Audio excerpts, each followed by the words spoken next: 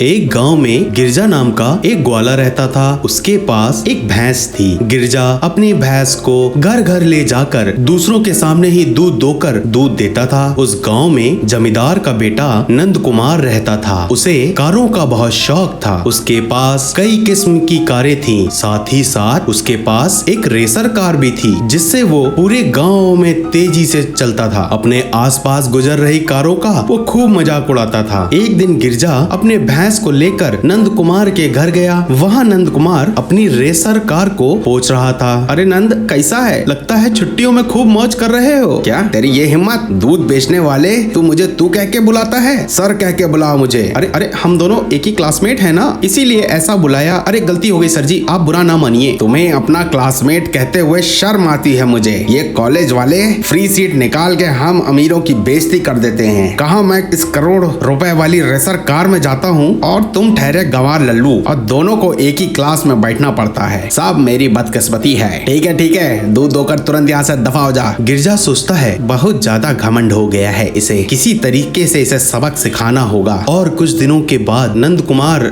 Racer car में college जा रहा था। वहीं गिरजा अपनी भैंस पे सवार होकर जा रहा था। नंद कुमार कार रोक कर, क्यों भैंस पे बैठ के कॉलेज जा रहे हो? अरे तेरा कॉलेज पहुँचते पहुँचते लंच टाइम हो जाएगा। और ये कहकर मजाक उड़ाकर चला गया। गिरजा तुरंत ही अपने भैंस को स्केटिंग किट पहनाता है। वो भैंस स्केटिंग करते हुए जाने लगती है। वहीं गिरजा शॉर्टकट लेते हुए फटाफट तेजी से जाने लगा। भैंस को भी स्केटिंग किट से खूब मजा आ रही थी। जब नंद कुमार कॉलेज पहुंचा तो गिरजा वहां पे पहले से ही मौजूद था और भैंस की स्केटिंग किट उतार कर उसने पहले से ही रख दिया था। नंद कुमार उसे देखकर दंग रह गया। अरे तू मुझसे पहले यहाँ कैसे पहुँचा? अरे तू मेरी भैंस को नहीं जानता भाई, तेरी रेसर कार से भी इसकी रफ्तार बहुत तेज चलती है। चलो चलो क्लास में चलते हैं। तो सब नंद कुमार का मजाक उड़ा हंसने लगे। इसी तरीके से गिरजा हर रोज भैंस को स्केटिंग किट पहनाकर नंद कुमार से पहले कॉलेज पहुंच जाता था और वो भैंस का स्केटिंग किट उतार कर रख देता था। एक दिन एक लड़की नंद कुमार से बोली, क्यों नंद, तुम तो कहते थे कि तुम्हारी रेसर कार 1000 हॉर्स पावर की है, ये तो एक सिंगल भैंस हॉर्स पावर की भी नहीं है।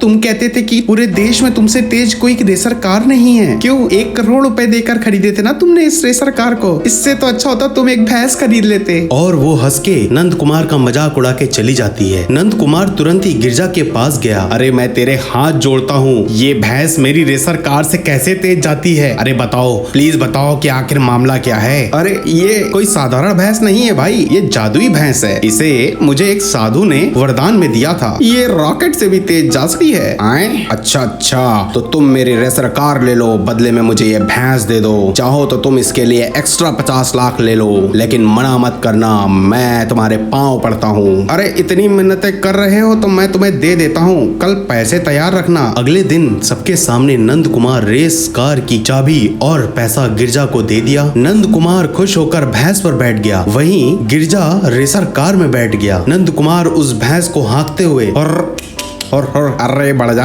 लेकिन भैंस धीरे धीरे चल रही थी। वहीं गिरजा अपनी कार रोककर बोला, अरे इसको स्केटिंग किट तो पहना दो भाई, तब तो ये तेज जाएगी। और वो स्केटिंग किट नीचे फेंक कर वहाँ से चला गया। नंद कुमार को सारी बात समझ में आ गई कि उसने एक स्केटिंग किट के लिए 1.5 करोड़ रुपए खर्च कर दिए और वो बेहोश होकर भैंस पे ही लुढ़क गया। बिग फुटक। एक बार की बात है, कान्हा वन में लुटेरों का एक बहुत बड़ा गैंग था, जो रोज आसपास के गांव के धन लूट कर अपने गुफा में छुपा कर रखते थे। एक दिन लुटेरों का सरदार बोलता है, क्यों रे, आज कहाँ जाना है? अरे सरदार, आज हमको चंपा गांव जाना है। सुना है वहाँ के लोगों के पास बहुत संपत्ति है। अच्छा तो चलो, देर किस बात की, फिर आराम से पांडिचेरी में छुट्टियां मनाएंगे। ये सब सुन सभी डाकू बहुत खुश होते हैं। कलुआ कहता है, वाह सरदार, क्या बात कही है। सुना है वहाँ बहुत मौज मस्ती करने को मिलती है। फिर वो सभी लोग अपने गुफा से निकलकर उस गांव में पहुंच जाते हैं और एक एक करके पूरे गांव को लूट लेते हैं। कुछ देर बाद पुलिस वहां आती है। सुनो, यहाँ भी लुटेरे आए थे क्या? उनकी बात सुनकर गांव के लोग कहते हैं, जी हाँ मालिक, लुटेरे आए थे, पूरा गांव लूट के ले गए और आप लोग भी देर से आ रहे हैं जब सारा काम खत्म हो गया है। पेमेंट तो आप लोग सरकार से ले लेते हैं, लेकिन हम लोग की सुरक्षा नहीं करते हैं। जितना जरूरी तुम्हें उन डाकुओं को पकड़ना है, उतना ही जरूरी मेरे लिए भी है। कल रात मेरे ही घर से मेरी बीवी के सारे गहने चुरा कर वो डाकू ले गए हैं। ये सुनते ही पूरा गांव वाले हंसने लगते हैं और कहते हैं जो खुद के घर की रक्षा नहीं कर सकता वो क्या हम लोग की रक्षा करेगा। चलो रे चलो, बहुत बेइज्जती हो गई, आज पूरा गांव छान मारेंगे, आज पूरा जंगल छान मारेंगे। वो पूरे जंगल घूमते हैं लेकिन उन्हें लुटेरों का कुछ पता नहीं चलता है। तभी एक लुटेरा दूर से पुलिस को देख लेता है और जल्दी से जाकर अपने सरदार से बोलता है, सरदार लग रहा है बहुत बड़ी गड़बड़ हो गई है। पुलिस को लगता है हमारे अड्डे की भनक लग गई है। इससे पहले वो हम तक पहुंचे सारा सामान लेकर कहीं ना कहीं भागना पड़ेगा। तब कल्लू कहता है, पर सरदार इतना सारा लूटा हुआ सामान हम कैसे लेकर जाएंगे, कहीं हमें पुलिस ना पकड़ ले। तभी उनका साथी सांबा बोलता है, मैं एक आदमी को जानता हूँ जिसके पास हर समस्या का हल है और उसके पास एक ट्रक भी है। फिर दूसरे दिन सांबा उस ट्रक वाले को बुलाता है और सरदार उससे कहता है, सुन रहे, हमको पूरा खजाना लेकर शहर जाना है। अपने दूसरे अड्डे पर तुमको 5% मिलेगा, तुम हमें बस इस पार से शहर पहुंचा दो। जिस पर ड्राइवर बोलता है, मगर सरदार जो बीच में चौकी पड़ती है उससे तुम कैसे बचोगे। जिस पर सांबा कहता है, अरे हाँ, उस चौकी के बारे में तो हमने सही से सोचा ही नहीं। जिस पे सरदार बोलता है, अबे गधे, तुझे किस लिए बुलाया है कि तू अपना दिमाग चला और इस समस्या का हल निकाल। जिस पे ट्रक मालिक कुछ देर तक सोचता है और सोचने के बाद बोलता है, सरदार मैं अपने ट्रक में बड़े बड़े टायर लगाता हूँ, उसके अंदर हम अपना खजाना छिपा कर शहर से बाहर ले जा सकते हैं। सरदार भी ये बात सुनकर बहुत खुश होता है। फिर दूसरे दिन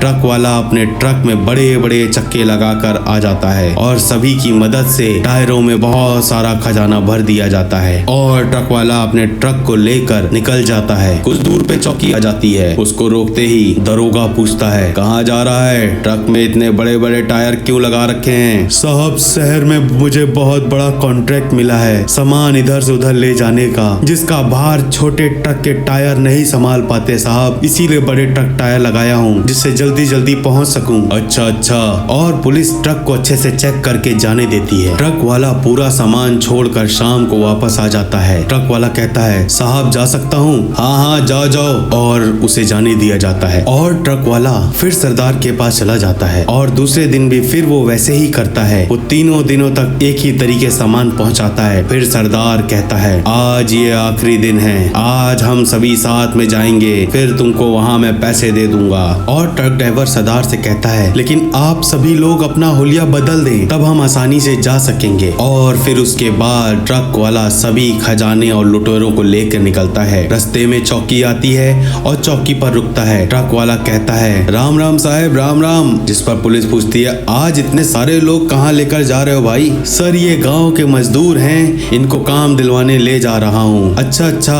जाओ। और वो आगे ट्रक लेकर निकलता है। तभी उसकी ट्रक के टायर में से सोने का एक झुमका गिरता है। उससे पुलिस वाला दरोगा उठाता है, अरे ये तो मेरी वाइफ का झुमका है, इसका मतलब वो लुटेरों का ट्रक था जिसमें वो सोना भर के ले जा रहे थे। अरे जल्दी जीप निकालो, आखिर दरोगा के घर में चोरी की थी, पकड़े तो जाना ही था तुम लोगों को। और कुछ देर में ही ट्रक को ओवरटेक कर लेते हैं। ट्रक वाला कहता है, क्या हुआ साहब, ट्रक क्यों रोका। जिस पर दरोगा कहता है, अभी पता चल जाएगा कि क्यों रोका। सुनो, अच्छे से इस ट्रक की तलाशी लो। और कुछ देर में तलाशी लेने के बाद उनको लगता है कि ट्रक के टायर में कुछ तो गड़बड़ है। फिर टायर को वो काटते हैं तो सारा सोना खजाना निकलता है। दरोगा कहता है, ये सब क्या है। अरे पता नहीं साहब, ये कहाँ से क्या आ गया, पता नहीं। अच्छा, तो तुझे नहीं पता ये क्या है। ऐसा बोलकर ट्रक वाले को एक झापड़ लगाता है और सबको बाहर निकलने के लिए बोलता है। सभी लोग जब बाहर निकलते हैं तब तो उनको पता चलता है ये डाकू लुटेरे हैं जो गांव को लूट रहे थे। ओहो, अच्छा, डबल काम करा रहे थे तुम, खजाना भी बाहर निकाल रहे थे और इन लुटेरों को भी पकड़ लो, इन सबको और जेल में डाल दो और इनकी अच्छे से खातिरदारी करो। पुलिस सभी को जेल में डाल देती है।